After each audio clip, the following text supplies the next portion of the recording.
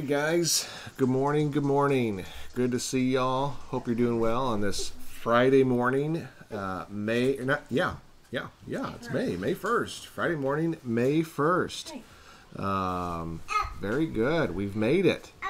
Good to see y'all, Diana and Judy and Paula and Beck. Good to see you guys. Hope you're doing well this morning. It's another good day.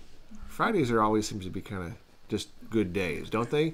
I don't know that I've found a bad Friday. Fridays are good days. We got Owen back there up on his perch, helping us out today. So, there we go. Yeah, some extra entertainment.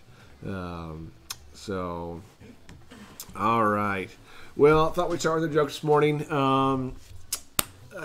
This one, I haven't given it a test run yet, so we'll just have to see how it goes. That could just be our joke. We just watch him do that stuff. But here we go. Here's our joke for this morning. Did you hear about the semicolon that broke the law? Yeah, he was given 2 consecutive sentences. That's good. I like that one. Yeah, Gavin might actually get that joke. Gavin might, yeah. If you don't know, if you're not that big. Okay. Goodbye. Blanky. Yeah, very good. Okay. Blanky. He wants Blanky. There we go. All right. Friday morning, May 1st. At least here in Florida, Monday they're going to start relaxing a few things. Really, they're not relaxing much. The only thing they're doing is starting to try to reopen some businesses. That doesn't really have much of an impact on our church. We are working towards a plan to reopen. I'm shooting for the end of this month, but we'll just have to see how the phase 1, phase 2, how those gatherings work. But we're trying to get back as soon as possible, as safely as possible, and as smart as possible. So a lot of things are in the works, and we're trying to make it happen the best way. So hang on. I don't have any news for you just yet, but we're doing our best to figure out how to get there. All right, guys. Let's see here. I have some devotional thoughts for you this morning. I think it's a good thing. We've been asking ourselves some questions, and so I thought let's continue that theme and ask ourselves the influence question. So to help maybe make decisions in our lives and do things like that, I think we should use the influence question or the influence test. I want to put a passage of scripture up on the screen for you so you can see, and let's see if I can get this done the right way. There we go. And you can still hear me while this is up, so that's great. It says, each of us will give an account of himself to God. Try to live in such a way that you will never make your brother stumble by letting him see you doing something that he thinks is wrong. It's a good passage of scripture for us this morning. Everything you do, I want you to know, everything you do influences someone else.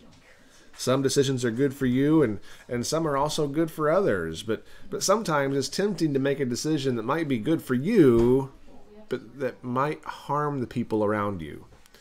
That's why I think it's important that we ask ourselves when we make big decisions, this influence test when you're making those big things. You simply ask, all right, is my decision, is this going to harm other people?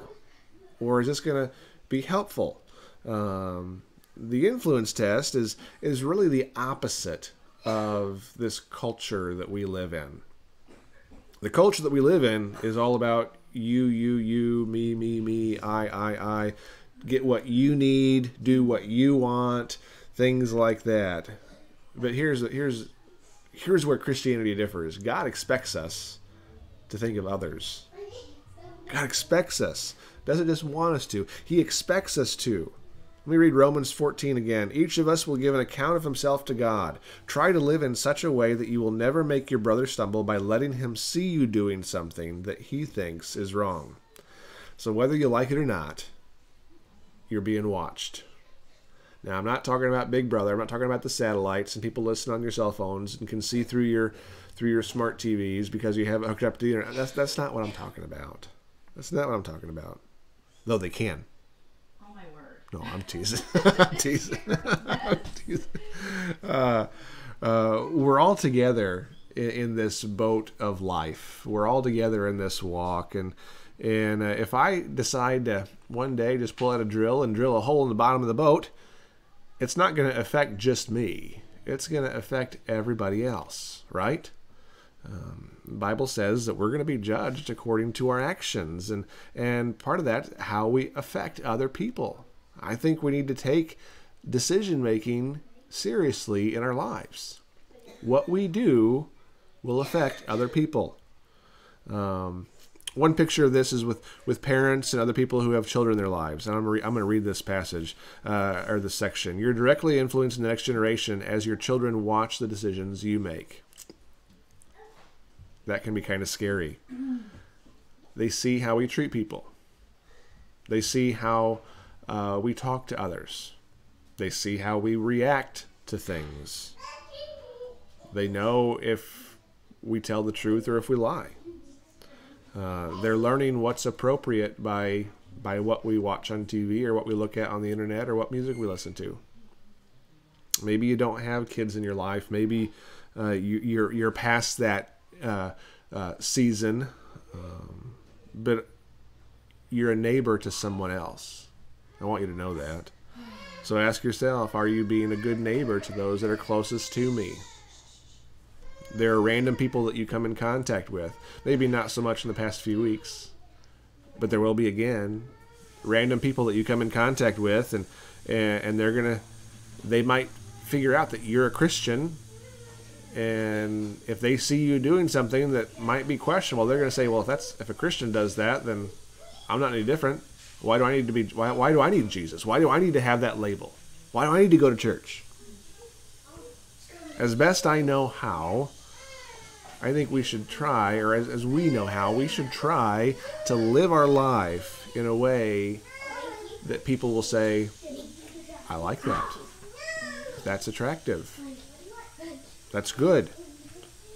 I think my goal is I want to be a good influence on others. I want people to say, not to build me up, but I want people to say, I want to live like that. I want to live my life in a way of that. Romans 15:1. So we were in Romans 14. Over at Romans 15:1, verses 1 and 2 says this: even if we believe that it makes no difference to the Lord whether we do these things, still we cannot just go ahead and do them to please ourselves. For we must bear the burden of being considerate of the doubts and fears of others. You know that mature people will limit their freedom for the benefit of other people. They consider how their decisions affect others around them. They limit their own freedom out of love. Out of love. We're called to love the Lord your God with all your heart, with all your soul, with all your mind. And then we're called to love our neighbor as ourselves. We need to treat them how we want to be treated. We want to use this influence test and say, how are my decisions going to affect others? That's a big thing in our culture today, because our culture says, you don't have to worry about that. You get what you want. No, our culture says it's all about you. It's all about your desires. Jesus says, no. You live in a society where people are watching you, and you need to make sure that your actions are reflecting me. That's Jesus talking, not me. So our reflections, are our actions reflecting Jesus? Are things that we say, how we react to different situations, do they reflect Jesus? The things that we do, our routines, do they reflect Jesus? Because what we do affects others. And one of the ways that we can be a good steward of this gift that we've been given called salvation is we can be a picture of Jesus to others by the way we make decisions and by the way we react to decisions in this world. I hope you have a blessed morning. I hope you're doing well. It's Friday. You should be doing well. It's a Friday. All right? We will see you again this evening at 8:30 for a time of hope, prayer, and blessing. And then Saturday, remember, we don't hop on Saturday, but we will be back with you Sunday morning for worship. All right? Sunday school at 10 o'clock. Worship starts at 10:30. and we'll be streaming it live. It's good to be with you all. It's good to have time where we can dig into His Word in the morning. Hope you're doing well. Hope you are being blessed by Him. And then in return, I want to ask if you would be a blessing to others. That's what it's all about, right? Because our decisions, our behavior, things that we do, it affects others. So let's do our best to be a blessing to everyone around us. All right, guys, love y'all. Appreciate you. Sorry it was noisy around here. That's just the way it is. All right. Take care. Have a great day. See you again.